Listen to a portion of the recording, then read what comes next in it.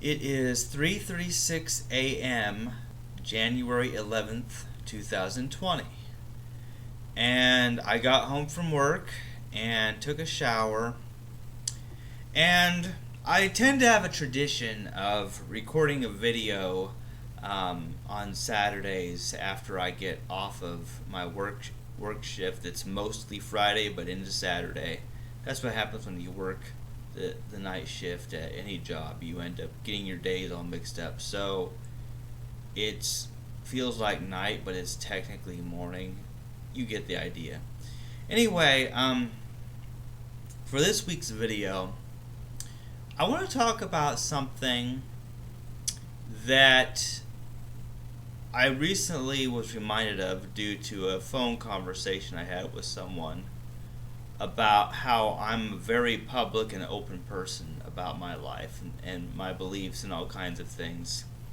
See, anyone who watches my videos or reads the stuff I post on my blog or Facebook or whatever knows that I don't hesitate to share my opinions of what I think of things.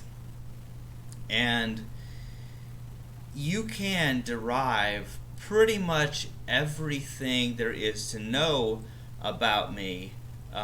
You can know my religious beliefs. You can know that I'm a vegan and don't want to do anything that contributes to killing of animals. That's obvious. You'll know I'm an atheist. You'll know that I basically hate humanity and want the human race to go extinct. I mean, there's really not very much when it comes to secrets about me. I mean, I'm sure there are some things that people don't know, but most of that stuff probably isn't worth mentioning anyway. But some may ask, why am I so public about my life? Why do I record YouTube videos and talk about all issues of religion and gender identity and, veganism and all kinds of things? There are infinite topics that I can talk about because, like other people, I have opinions on everything. And I think what's very interesting to me is that I actually don't watch the news.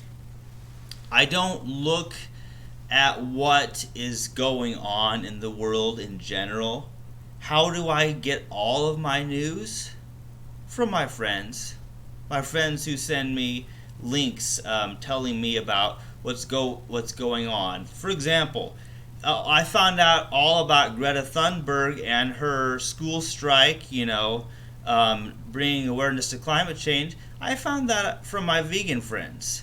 I found out, here's this autistic 16-year-old girl who is also a vegan and cares greatly about reducing climate change, So that's awesome. But I find out everything from my friends because I'm not the kind of person who goes out there and searches what's happening. First of all, I already know. Somebody is killing somebody at any given moment. Somebody's raping somebody. Somebody is criticizing some politician. Basically, this world is just full of the same old events. Most of it's not worth knowing. But I find that I have my own reactions, how I feel and how I think about and what I wish to do about the information I find. And that's part of it is I share my opinions because I like to think that I have something rather new of a perspective to offer the world with the things I say. Because I don't think like other people and I don't see things the way other people do.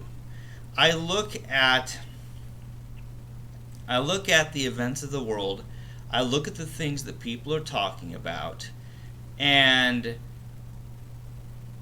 I honestly find it sad that people are so wrapped up about little issues, and not to diminish the importance of things, but the thing is, I often feel like talking about things isn't enough. But then what is?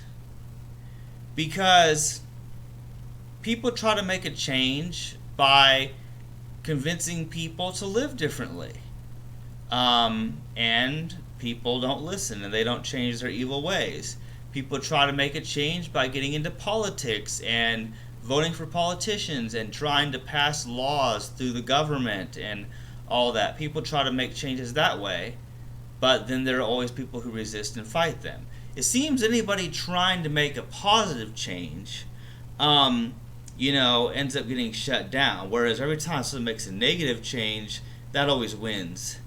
And I think the basic reason is that evil always wins.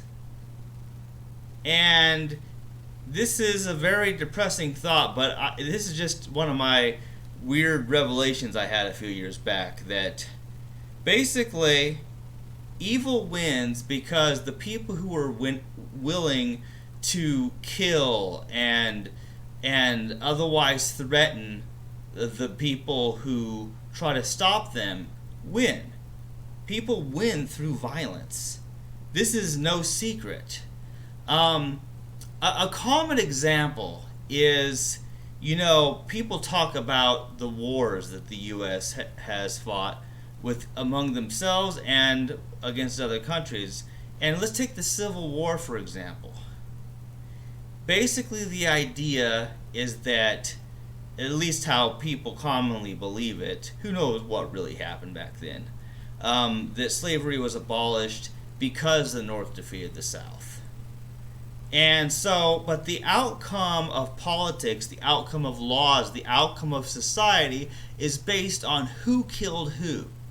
So if the other side had won the war, then things would have been their way they wanted it to be. So at the end of the day, it feels like it doesn't matter what I say or what anybody else says. Basically, the world runs on violence. It's about who has the money and who has the physical power sometimes to just kill or rape or just do whatever evil they want. And so it's very difficult for a person to try to make a positive change.